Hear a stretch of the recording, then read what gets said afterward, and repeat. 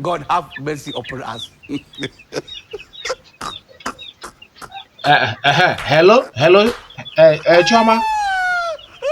That money that I gave you to buy bags of feed, that 200,000 naira I gave you, bring it back, bring You're it back. ashamed of yourself. Yes. Look at what you're doing. There is a It's new method foolish. now I just found. A new method now that we use to feed this fowl so that they will be big, sharp, sharp. Uh, we'll use a leaf and feed it. I saw where they are using leaf now to feed fowl. Just bring the money back. We'll give Dauda, we'll give him 50 naira or 200 naira. Or better still, we'll give him 1,000 naira to go and gather all the department of leaf in the bush and come. I saw it. Just come. I will show you. You will see. The fowl will be very, very big.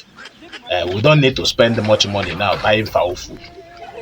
That is what I'm trying to tell you. Yes.